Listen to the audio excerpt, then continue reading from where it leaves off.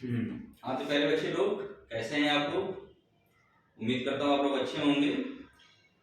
आज जो है हम आपको कुछ बच्चों ने एक समस्याएं भेजी हुई थी कि कुछ उनको न्यूमेरिकल प्रॉब्लम से दिक्कत हो रही थी सॉल्व करने में, तो उन्होंने हमको सवाल लिख के भेजा है। तो मैंने कहा कि सभी के साथ शेयर करना जरूरी है, क्योंकि ये मात्रक और बीमा सेक्टर जो आप लोगों को मैंने पढ़ाया था उसके कुछ इंपॉर्टेंट क्वेश्चन है जिसकी परीक्षा में आने की भी संभावना होती है। तो इन्हीं को लेकर के आपके बीच में आया हुआ हूँ। पहला मेरा प्रश्न है कि एक बल्ब का समय के साथ परिवर्तन निम्नवत है, मींस की फोर्स है, फोर्स का टाइम के साथ जो चेंजिंग का एक इक्वेशन दिया गया है कि फोर्स टाइम के साथ कैसे चेंज हो रहा है। F equals to a sine p t minus theta. F force है, ए आप आयाम कह सकते हैं, एम्पलीट्यूड है, P कोई भी कांस्टेंट समझ जाओ है, T टाइम है और थीटा एक एंगल दिया हुआ है। तो हमको यहाँ पर A अपान P की विमा ज्ञात करनी है कि A अपान P की विमा क्या होगी। विमा आप लोगों ने बहुत ढेर सारे ज्ञात की होगी, बहुत से क्वेश्चन भी आप लोगों ने सॉल्व किए होंगे, लेकिन थोड़ा सा अलग टाइप का क्वेश्चन है ये। तो मुझे लगा कि इस तरह के क्वेश्चन आपको शेयर करने चाहिए, तो बच्चों की समस्या थी वो सॉल्व भी हो जाएगी और आपका भी थोड़ा सा ज्ञानवर्धन और हो जाएगा। तो सबसे पहले हम देखते हैं इक्वेशन को, अपने एक बार हम और लिख लेते हैं कि F equals to a sine p t minus theta. यहाँ पर क्या है कि जो भी साइन के बाद जो कुछ भी लिखा रहता है, साइन के बाद या कोसाइन के बाद या tan के बाद में, वो सारा कुछ होता है एंगल, कोण। और आप लोगों ने पढ़ा हुआ है कि कोण एक विमाहीन राशि है, कोण एक विमाहीन राशि है, या हम बोल सकते हैं जो कोण यहां पर बना हुआ है P into T, P into T की विमा क्या हो जाएगी, कोण P इंटू टी, और माइनस थीटा भी है तो उससे कोई मतलब नहीं है। समान विमाओं की राशियों को हम जोड़ सकते हैं, घटा सकते हैं, तो पीटी में से थीटा घटा हुआ तभी कोई प्रभाव नहीं है। कोण पीटी की जो विमा होगी वो दिए गए सूत्र के अनुसार m to the power 0 l to the power 0 t to the power 0 होगी। क्यों? क्योंकि कोण एक विमाहीन राशि है, तो इस सब में पावर 0 0 0 आएगा। तो इसके हिसाब से अगर हम बात कर ले कि p की विमा क्या होगी, तो p की विमा बराबर हो जाएगी m to the power 0 l to the power 0 t to the power 0 बटे स्मॉल t की विमा यहां पर आके डिवाइड हो जाएगी। स्मॉल t है टाइम, यानी कि ये हो जाएगा t। अब अगर इस t को ऊपर ले जाएंगे तो सिंपल इसकी विमा हो जाएगी, हम m to the power 0 l to the power 0 को हटा देते हैं, t की पावर ऊपर जाके हो जाएगी t टू दी पावर -1। तो अभी हमारा एक टर्म सॉल्व हो गया कि p की विमा क्या होगी, p की विमा हो जाएगी t टू दी पावर -1। अब यहां पर हमारा क्या क्वेश्चन क्या है कि हमको a अपान p की निकालनी है, a अपान p की। तो आप बताओ कि अगर f बराबर इतना है, ये तो हमारी विमाहीन राशि थी वो खत्म थी, तो a की विमा किसके बराबर हो जाएगी, f की विमा के बराबर। यानी कि हम बोल सकते हैं कि a की विमा बराबर हो जाएगी f की विमा, और f मींस की फोर्स है, फोर्स की विमा क्या होती है आपको याद होगा, ml स्क्वायर t पावर, ये ml t पावर -2, बताओ भाई ml स्क्वायर t पावर -2 की ml t पावर -2। द्रव्यमान गुणित त्वरण, ये सिंपल होता है फोर्स का ml t पावर -2।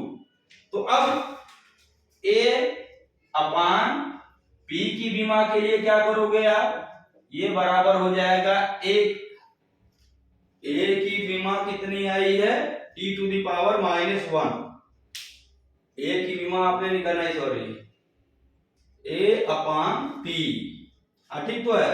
तो a की विमा आ गई है m l t पावर -2, और बटे यहां आपने p की विमा निकाला हुआ है t पावर -1। इसको आप सॉल्व कर लोगे तो ये हो जाएगा m l t power -3, t की पावर -1, t की पावर -1 ऊपर जाके t टू दी पावर +1 हो जाएगा, तो ये हो जाएगा t to the power -2 + 1 t to the power -1। तो ये तरीका है, इस तरीके से हम स्क्रीनशॉट चाहें तो आप ले लीजिएगा कि अगर कोई इस तरह का क्वेश्चन दिया गया तो हम उसमें विमा को कैलकुलेट कर सकते हैं। अब हम आते हैं अपने नेक्स्ट क्वेश्चन पर। हाँ तो बेटा आपको दिख रहा होगा ये दूसरा प्रश्न, किसी कण का त्वरण ए यानी कि एक्सेलरेशन ए समय t पर निम्न प्रकार निर्भर करता है, यानी कि एक्सेलरेशन और एक टाइम के बीच में इक्वेशन दिया गया है a equals to p into t plus q upon t square plus r upon s plus t. ये इक्वेशन दिया गया है। यहाँ पर हमें दो चीजें पता है a मींस की एक्सेलरेशन और t मींस की टाइम है, और यहाँ पर p q r और ऐसे कांस्टेंट दिए गए हैं। ये सब कांस्टेंट दिए गए, हमको इन्हीं कांस्टेंट की विमा बतानी है।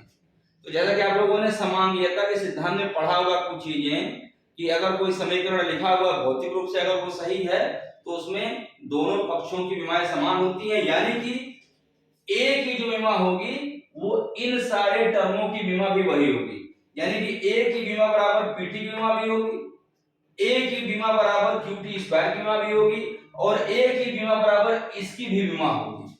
ये तो पहला कॉन्सेप्ट आप जान लो कि इन सब की विमाएं इस तरह से आपस में बराबर होंगी। अब इनको निकालने का स्टेप क्या है, आप सिंपल कर सकते हो कि आपको पीटी का निकालना है तो आप लिख दो कि भाई पीटी की विमा बराबर ए की विमा। ठीक, तो जो P की विमा होगी, P की विमा बराबर हो जाएगी A बटे T की विमा। A क्या है, त्वरण।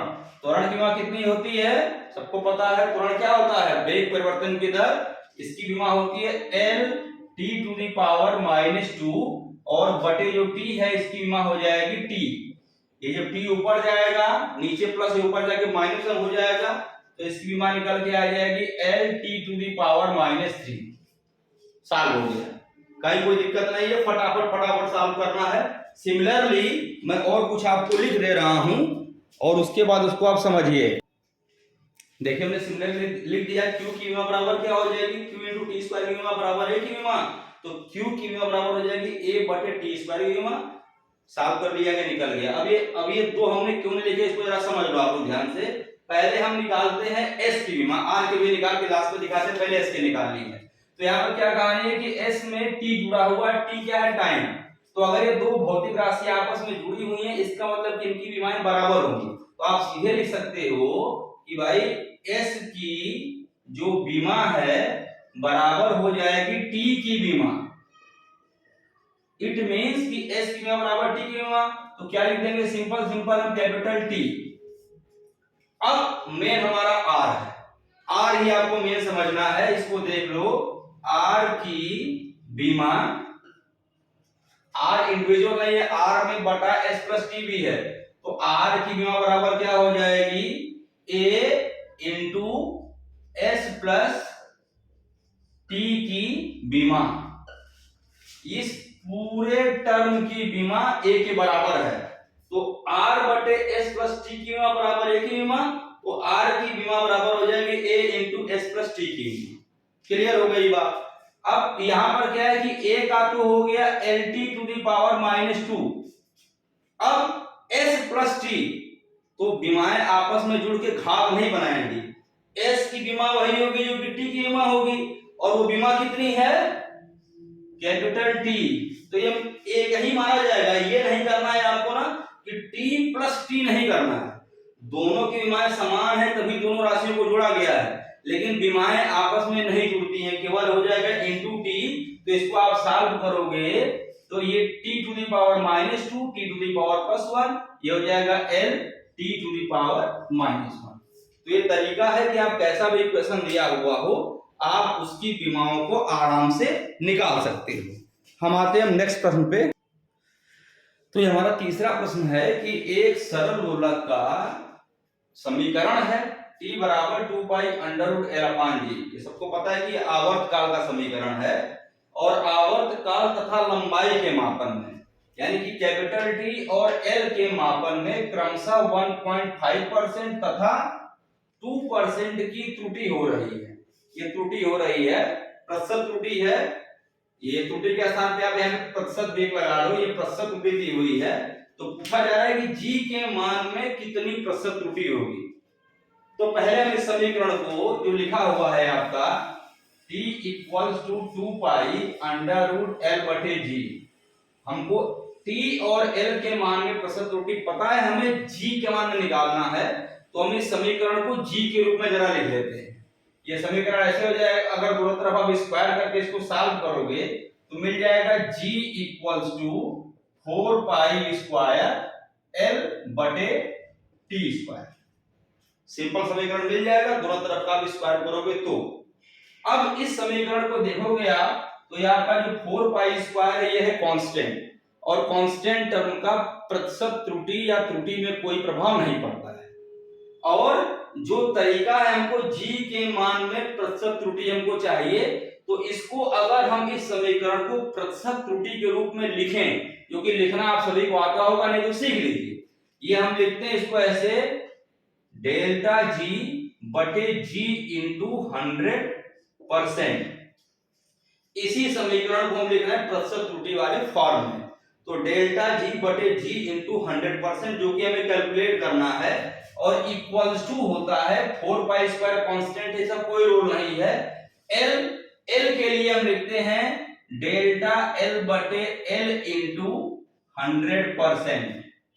जो एल के मान में प्रतिशत त्रुटि होगी, तो ये होता है एक्चुअली में त्रुटि बटे मूल मान और इंटू 100, जो आप लोग करते हो। जी के मान में डेल्टा जी बटे जी इंटू 100, और त्रुटि में मैंने बताया था कि प्लस हो, माइनस हो, डिवाइड हो, मल्टीप्लाई हो, सब कुछ जुड़ता ही जुड़ता है। तो जो बटे टी स्क्वायर है ना, इसका भी परसेंटेज जुड़ेगा ही जुड़ेगा, तो पावर हमेशा मल्टीप्लाई होता है। ये जो टी स्क्वायर लिखा हुआ है, इसको हम लिखते हैं 2 इंटू डेल्टा टी बटे टी इंटू 100%। सब कुछ ओपन मार्केट, खत्म कहानी, आंसर आ गया। हमको यह निकालना था, हमको दिया हुआ है कि देखिए आवर्त काल के मान में त्रुटि, आवर्त काल तथा लंबाई, यानी कि आवर्त काल का त्रुटि है 1.5%, डेल्टा टी बटे टी इंटू 100 का मान है 1.5, और लंबाई का है 2, तो हम इसको सिंपल लिख देंगे भैया 2%, इसकी वैल्यू हो गई, और प्लस हो जाएगा 2 इंटू 1.5%। सॉल्व कर लो, कितना हो जाएगा, 2 इंटू 1.5 कितना होगा, 3 होगा, 3 प्लस 2 कितना हो जाएगा, 5%। निकल गया हमारा कि त्वरण के मान में कितनी प्रतिशत त्रुटि होगी। तो देखिए हमारा तीसरा प्रश्न यहाँ पर है कि एक तार की लंबाई 25.5 सेंटीमीटर तथा त्रिज्या 1.02 मिलीमीटर मापी गई, यानी कि लेंथ 25.5 सेंटीमीटर है और त्रिज्या उसकी है 1.02 मिलीमीटर। इसको आयतन को मापने में कितनी प्रतिशत त्रुटि होगी। लंबाई और त्रिज्या पता है, यानी कि हम ये बोल सकते हैं कि भाई L का मान दिया है 25.5 सेंटीमीटर और R का मान दिया गया है 1.02 मिलीमीटर। दो चीजें पता है हमको। आपको मैंने जब ये वाला चैप्टर पढ़ाया था तो हमने बताया था कि आप इसकी लेंथ को देख करके, आप किसी मापित वस्तु के मान को देख करके आप बता सकते हो कि उसमें त्रुटि कितनी होगी। और हमने उसमें बताया था कि दशमलव के बाद जितने अंक उस माप में हैं वही वहां पर त्रुटि होगी। दशमलव के बाद जितने माप वहां पर है वही वहां पर त्रुटि होगी। यानी कि ये जो मान दिया होगा 25.5 सेंटीमीटर, ये मापित मान में त्रुटि जो होगी वो 0.1 सेंटीमीटर की होगी। ये हमने पढ़ाया था, वीडियो मेरा पुराना देख लेना। और दूसरा जो R के मान में त्रुटि होगी, डेल्टा R बराबर हो जाएगा 0.01 मिलीमीटर। नंबर एक चीज। नंबर दो चीज, इसके आयतन को मापने में त्रुटि बतानी है। तो जो तार होगा, तार का शेप बेलनाकार होता है, सिलेंडर का शेप होता है, और जो सिलेंडर या बेलन का आयतन होता है V, ये होता है पाई R स्क्वायर H। तो V का मान ये होता है, पाई कांस्टेंट है, R और H क्या है आपको मालूम है। हमको क्या बताना है कि V के मान में कितने प्रतिशत की त्रुटि होगी, यानी हमको बताना है डेल्टा V अपान V इंटू 100% का मान क्या होगा। जैसे अभी आपने इसके पहले लिखा हुआ है कि पाई तो कांस्टेंट है, इसकी त्रुटि कोई होगी नहीं। R स्क्वायर में त्रुटि क्या हो जाएगी, 2 इंटू डेल्टा R बटा R इंटू 100%। और प्लस एच के मान में त्रुटि क्या हो जाएगी, डेल्टा एच या डेल्टा एच, ये जो होता है यहाँ पर एल लिखा हुआ है, आप इस एल को एच समझ लो या एच को एल समझ लो, डेल्टा एच बटा एच इंटू 100%। सारी वैल्यू पुट करो, सॉल्व करो, निकल गया आंसर आपका। इट मींस कि क्या हो जाएगा 2 इंटू डेल्टा आर का मान है 0.01 और बटे इसकी ओरिजिनल वैल्यू है 1.02 इंटू 100 और प्लस डेल्टा एच बटे एच क्या हो जाएगा 0.1 और बटे हो जाएगा 25.5 इंटू 100। सॉल्व कर लीजिए, आंसर हो जाएगा। सॉल्व करना पड़ेगा, मैं उतार के नहीं रहा हूं। एक प्रश्न आपके मन में यहां पर और आना चाहिए जिसका समाधान मैं खुद कर देता हूं। प्रश्न क्या आना चाहिए बेटा कि आप मन करोगे सर ने बड़ा ब्लेंडर मार दिया, एक यहां पर एल दिया था सेंटीमीटर में, आर दिया था मिलीमीटर में। आप लोगों ने क्या पढ़ा हुआ है कि भाई सबको समान उसमें ले आके लिखो, आप या तो सीएम में करो या तो एमएम में करो। हमने अलग अलग कर दिया। क्यों किया है? क्योंकि आप त्रुटि कैलकुलेट करने जा रहे हैं। यहां पर क्या है, डेल्टा आर बटे आर है, यानी कि ये जो राशि मिलेगी ये डायमेंशन और यूनिटलेस राशि मिलेगी। डेल्टा आर बटे आर में क्या होगा कि ऊपर का एमएम नीचे के एमएम से कट गया, हमको केवल एक वैल्यू मिल गई, परसेंटेज वैल्यू निकालनी है।